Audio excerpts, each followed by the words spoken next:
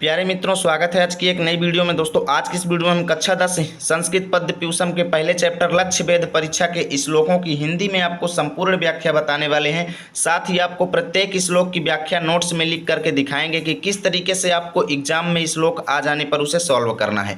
तो भैया वीडियो बहुत ज़्यादा इंपॉर्टेंट होने वाली है। बिना देरी किए हुए वीडियो को शुरू करते हैं। पहले आपको बता देते हैं कि ये चैप्टर कहाँ से बिलोंग करता है। देखो, लक्ष्य वेध परीक्षा आपके महाभारत से लिया गया है, ठीक है ना। यहाँ पर देख सकते हो कि महाभारत के 123वें अध्याय से ये लिया गया है। इसमें द्रोणाचार्य द्वारा कौरवों, पांडवों तथा अन्य राजकुमारों के लक्ष्य वेध की परीक्षा का वर्णन किया गया है। यहाँ पर दोस्तों उनसे क्या किया जाएगा, एक चिड़िया को निशाना लगाने के लिए कहा जाएगा और उनसे अलग अलग तरीके से उनकी जांच यहाँ पर गुरु द्रोणाचार्य जी करेंगे। तो भैया बहुत ज़्यादा इंपॉर्टेंट ये चैप्टर है। चलिए शुरू करते हैं। इसके एक एक श्लोक को पहले आपको बुक में समझाते हैं, फिर हम आपको नोट्स में दिखाएंगे कि अगर ये आपके श्लोक जो है बोर्ड एग्जाम में आ जाएंगे तो इनकी व्याख्या आपको कैसे लिखना है। तो यहाँ पर पहला श्लोक देखो क्या कह रहा है।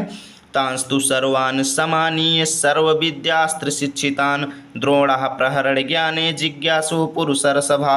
एक एक शब्द को समझो। देखो, तांस्तु मतलब उन सभी को, तांस्तु मतलब उनको, तांस्तु का मतलब क्या होता है, उनको, सर्वान मतलब सभी को यानी शिष्यों को, ठीक है ना। सर्वान मतलब सभी को, समानीय मतलब बुला करके, समानीय एक एक शब्द का अर्थ आप लोग नोट्स में लिखते जाइए, नहीं भूल जाएंगे, ठीक है ना।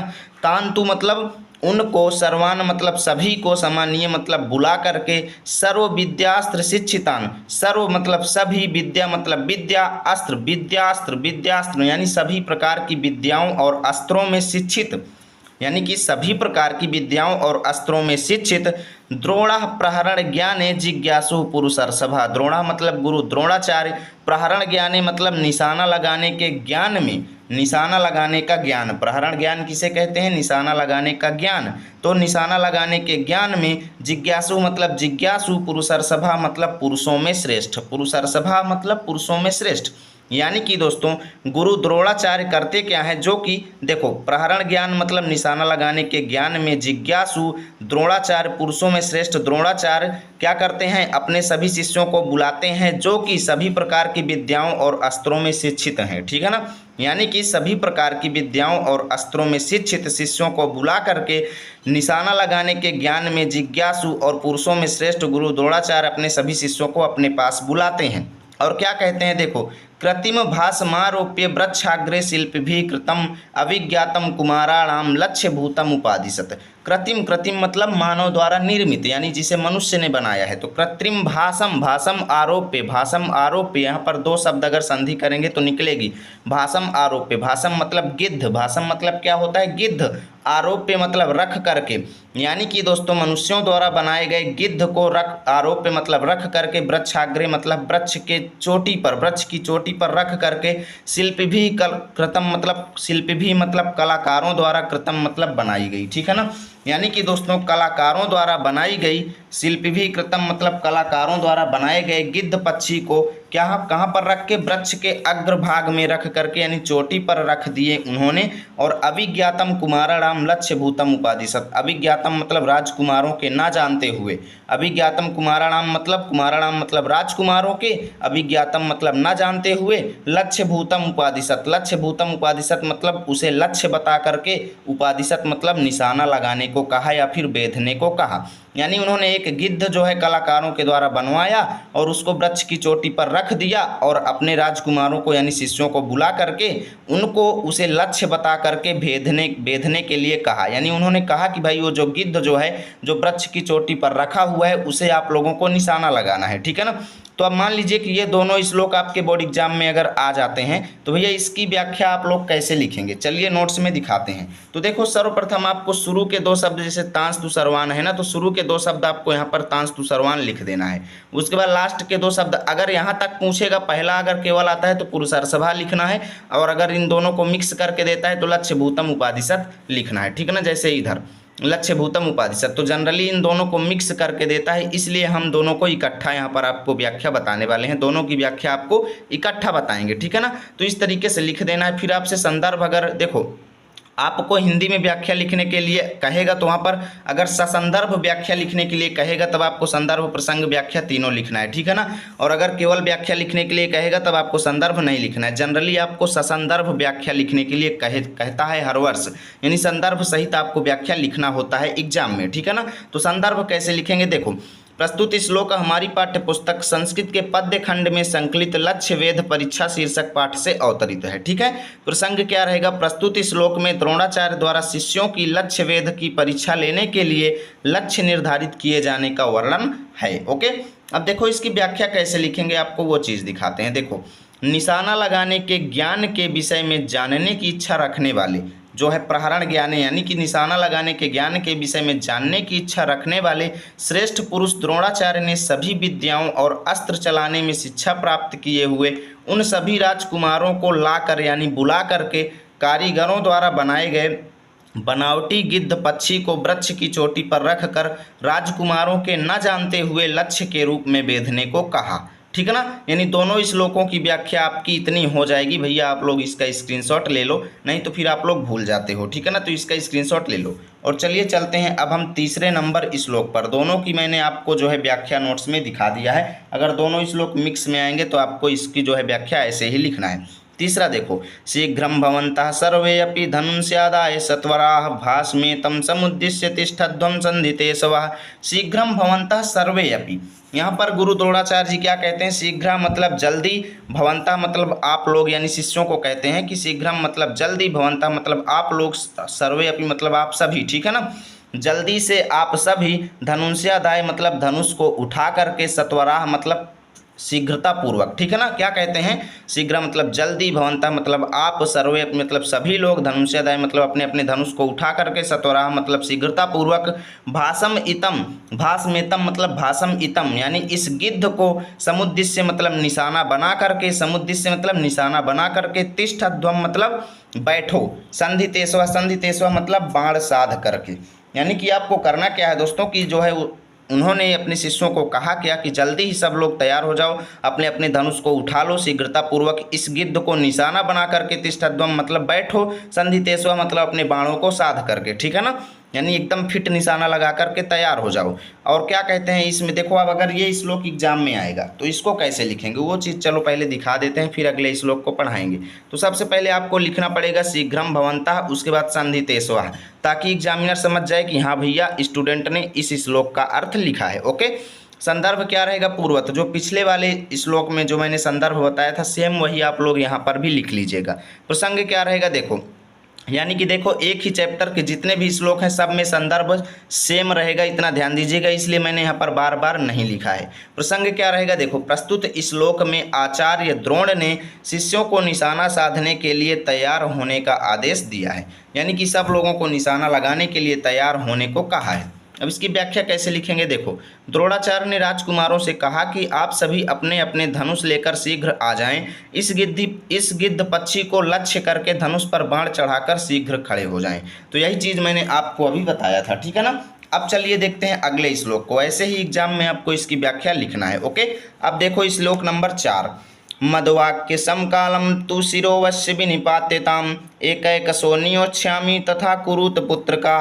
यहाँ पर गुरु द्रोणाचार्य जी क्या कहते हैं कि मद वाक्य समकालम, मद वाक्य समकालम यानी मेरे कहे जब मैं कहूँ, मद वाक्य समकालम मतलब जब मैं कहूँ या फिर कह लो मेरे कहने के समय, यानी जब गुरु द्रोणाचार्य जी कहते हैं कि जब मैं कहूँ तू मतलब तुम लोग, शिरोवश्य मतलब इसका सिर, शिरोवश्य मतलब गिद्ध का सिर, विनिपात्यताम मतलब काट करके गिरा देना, ठीक है ना।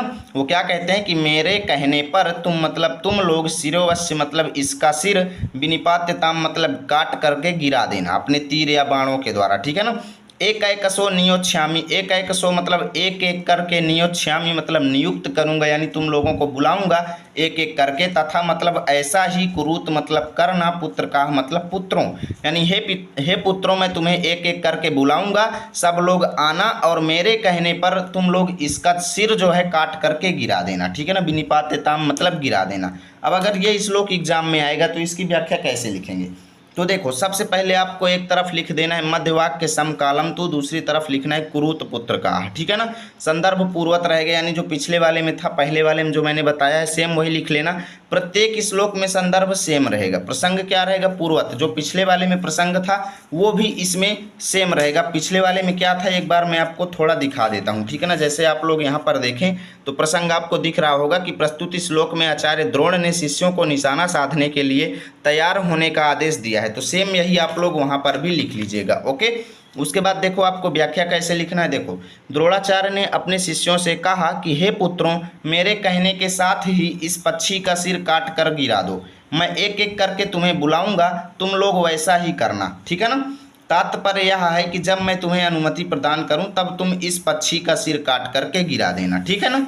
इस तरीके से आपको एग्जाम में इसे लिखना है। चलो देखते हैं भैया अगला श्लोक आप सभी को दिख रहा होगा 5वां नंबर। देखो ततो युधिष्ठिरं पूर्वमुवाच अंगिरसाम्बरः संधत्स्व बाणं दुर्धुषुं मध्वाक्यांते विमुञ्चतम्। यहाँ पर द्रोणाचार्य जी क्या कहते हैं, देखो ततो मतलब इसके बाद, यानी इतना सब होने के बाद, इन सब बातों को कहने के बाद युधिष्ठिरम यानी युधिष्ठिर को पूर्वम मतलब पहले, पूर्वम उवाच संधि करें आप तो समझ में आएगा, आपको संधि का अगर ज्ञान होगा थोड़ा बहुत तो समझ रहे हैं कि भाई इसके बाद युधिष्ठिर को पूर्वम मतलब पहले, उवाच मतलब कहा, अंगिरसाम वरः, अंगिरसाम मतलब अंगिरा वंश के श्रेष्ठ, अंगिरा वंश के वरह मतलब श्रेष्ठ। अंगिरा वंश के कौन थे, गुरु द्रोणाचार्य अंगिरा वंश के थे, ठीक है ना, अंगिरा वंश के। तो अंगिरा वंश के श्रेष्ठ गुरु द्रोणाचार्य इसके बाद युधिष्ठिर को पहले कहे, ठीक है ना, क्या कहे, संधत्स्व बाणम दुर्धुषुम मध्वाक्यांते विमुंचतम। संधत्स्व मतलब साधो, बाणम मतलब बाण को, दुर्धुषुम मतलब प्रचंड यानी कि असहनीय, जिसको सहा न जा सके। क्या कहते हैं कि भाई हे युधिष्ठिर अपने प्रचंड बाण को साधो, मध्वाक्यांते विमुंचतम, और मेरे कहने पर ही, विमुंचतम मतलब उसको छोड़ देना, विमुंच मतलब छोड़, तम मतलब उसको, यानी कि मध्वाक्यांते मतलब मेरे कहने के अंत पर ही उसको छोड़ देना, ठीक है ना। अब अगर ये श्लोक आ जाएगा तो भाई इसको कैसे लिखेंगे, चलो वो चीज़ आपको दिखाते हैं। सबसे पहले आपको एक तरफ लिखना है ततो युधिष्ठिरम, दूसरी तरफ लिखना है विमुंचतम, ठीक है ना। संदर्भ क्या रहेगा पूर्वत, प्रसंग रहेगा प्रस्तुत श्लोक में द्रोणाचार्य युधिष्ठिर को लक्ष्य वेध के लिए तैयार कर रहे हैं, ठीक है ना। व्याख्या क्या रहेगी, देखो इसके बाद अंगिरस गोत्र के ब्राह्मणों में श्रेष्ठ द्रोणाचार्य ने पहले युधिष्ठिर से कहा तुम प्रचंड बाण का संधान करो या साधो, ठीक है ना, मेरे कहने पर उसे छोड़ देना, ठीक है ना। इस तरीके से आप लोगों को लिखना है एग्जाम में, भैया स्क्रीनशॉट आप लोग ले सकते हो, ठीक है ना। उसके बाद देखो चलो चलते हैं भाई अगला, देख सकते हो 6वां नंबर आप सभी को दिख रहा होगा। ततो युधिष्ठिरः पूर्वं धनुर्ग्रह्य परन्तपः तस्थौ भासं समुद्दिश्य गुरुवाक्य प्रणोदितः।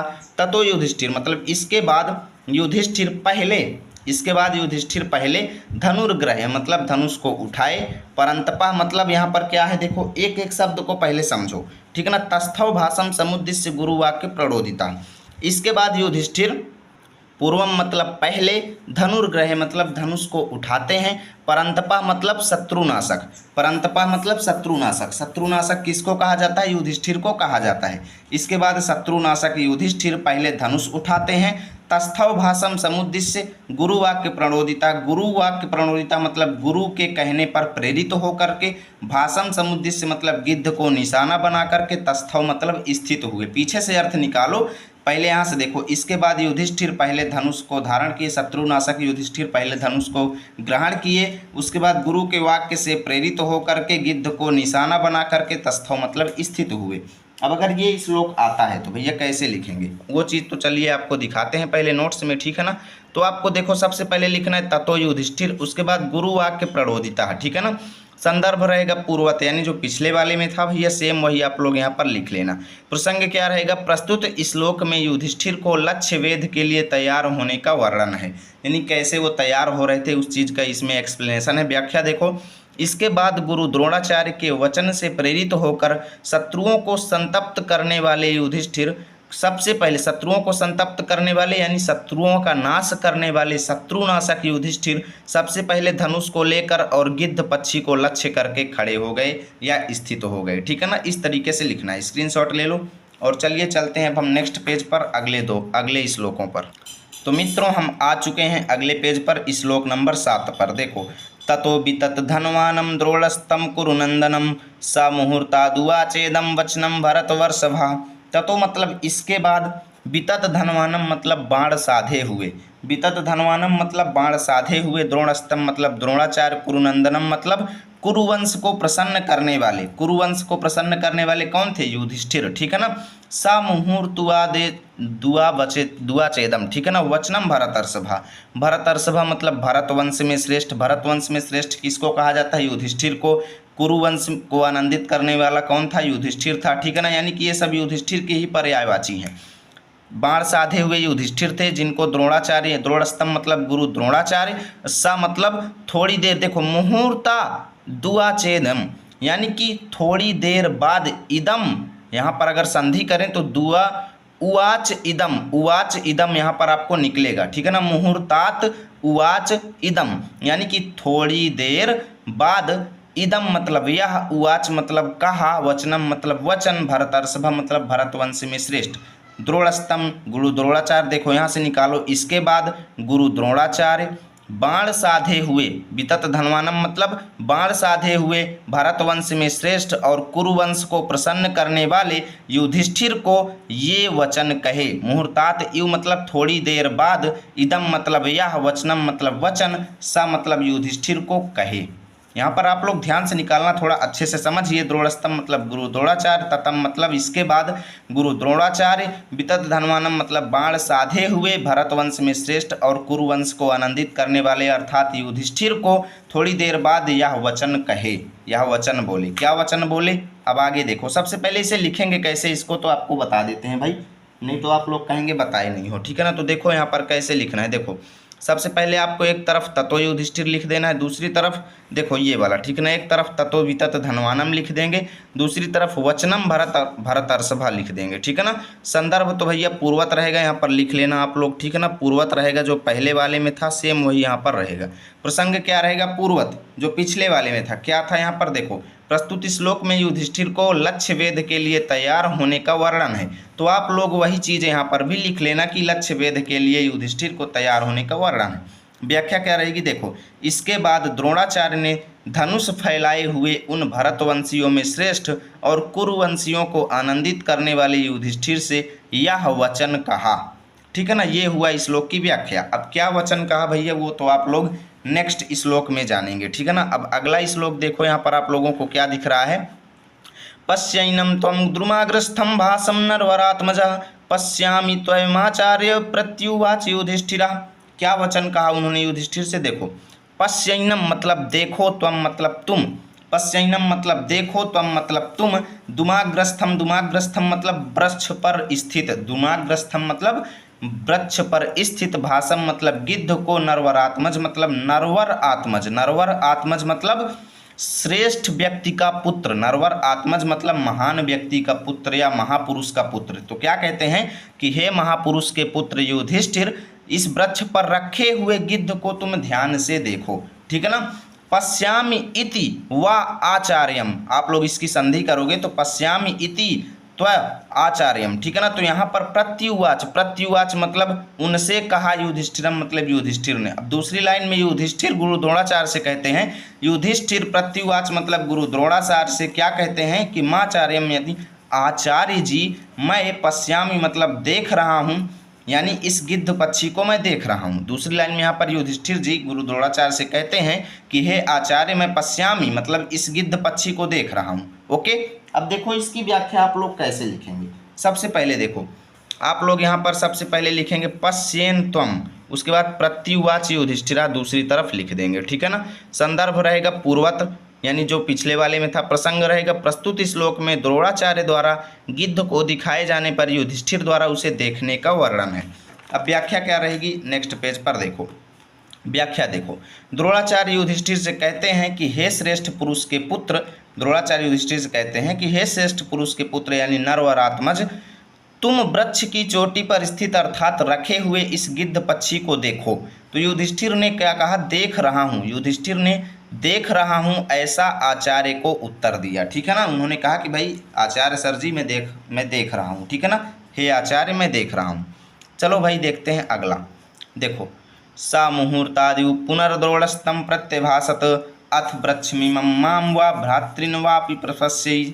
सा मतलब द्रोणाचार्य, मुहूर्तात इव मतलब थोड़ी देर बाद ही, सा मतलब द्रोणाचार्य, देखो सा मतलब वह, मुहूर्तात इव मतलब थोड़ी देर बाद ही, पुनर्द्रोणस्तम मतलब द्रोणाचार्य, पुनः मतलब फिर, प्रत्यभासत मतलब बोले, किससे? युधिष्ठिर से। यानी कि थोड़ी देर बाद ही द्रोणाचार्य पुनः युधिष्ठिर से बोले, अथ वृक्षमिमं माम वा भ्रातृन वापि प्रपश्यसि। अथ मतलब क्या, अथ मतलब क्या, क्या तुम वृक्षमिमं माने इस वृक्ष को, माम मतलब मुझको, वा मतलब और, भ्रातृन मतलब भाइयों, वापि मतलब और, यानी कि दोस्तों प्रपश्यसि मतलब देख रहे हो। यानी कि थोड़ी देर बाद गुरु द्रोणाचार्य जी युधिष्ठिर से कहते हैं कि क्या तुम इस वृक्ष को, मुझको और अपने भाइयों, वापि मतलब को भी देख रहे हो। प्रपश्यसि मतलब देख रहे हो, क्या तुम मुझको, इस वृक्ष को और अपने भाइयों को भी देख रहे हो। ठीक है ना। तो अब इसको कैसे लिखेंगे, एग्जाम में आने पर इसकी व्याख्या आप लोग कैसे लिखोगे? तो सबसे पहले आप लोग लिखोगे सा मुहूर्तादिव, उसके बाद वापि प्रपश्यसि, संदर्भ रहेगा पूर्वत, प्रसंग रहेगा पूर्वत यानी जो पिछले वाले में था। ठीक है ना। व्याख्या क्या रहेगी, वह द्रोणाचार्य थोड़ी सी देर में पुनः युधिष्ठिर से बोले, यानी द्रोणाचार्य थोड़ी देर बाद पुनः युधिष्ठिर से बोले, इस समय तुम इस वृक्ष को अथवा मुझको अथवा अपने भाइयों को भी अच्छी तरह देख रहे हो। ठीक है ना। क्या बोले कि इस समय तुम इस वृक्ष को तो देख रहे हो, मुझको भी और अपने भाइयों को भी अच्छी तरह देख रहे हो कि नहीं देख रहे हो। अब आगे भाई युधिष्ठिर उनको जवाब देंगे। ठीक है ना। देखो आगे क्या जवाब देंगे, यहाँ पर देख सकते हो। तमुवाच सा कौन्तेयः पश्यामेनं वनस्पतिं भवन्तं च तथा भ्रातृन् भासं चेति पुनः पुनः। तमुवाच मतलब उनसे कहा, स कौन्तेयः मतलब कौन्तेय कहा जाता है युधिष्ठिर को, कुंती का पुत्र।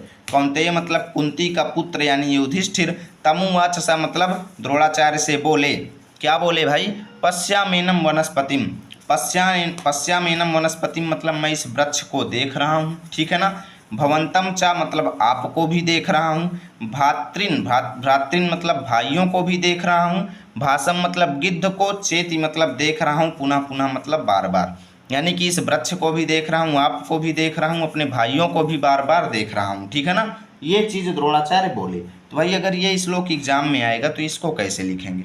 तो यहाँ पर देखो सबसे पहले आप लोग लिखेंगे तमुवाच सा, उसके बाद पुनः पुनः, संदर्भ रहेगा पूर्वत, प्रसंग रहेगा पूर्वत यानी जो पिछले वाले में था। ठीक है ना। व्याख्या क्या रहेगी, उस कुंती पुत्र युधिष्ठिर ने उन द्रोणाचार्य जी से कहा, क्या कहा कि मैं इस वृक्ष को, आपको, अपने सभी भाइयों को और गिद्ध पक्षी को बार बार देख रहा हूँ। ठीक है ना। तो इस तरीके से भैया आज की वीडियो को यहीं पर ख़त्म करते हैं। आज की इस वीडियो में हम इस चैप्टर का आधा पोर्शन ख़त्म कर दिए हैं। मिलेंगे आपके साथ नए वीडियो में इसके बचे हुए कुछ पोर्शन को लेकर। ठीक है ना। तब तक के लिए जय हिंद, जय भारत।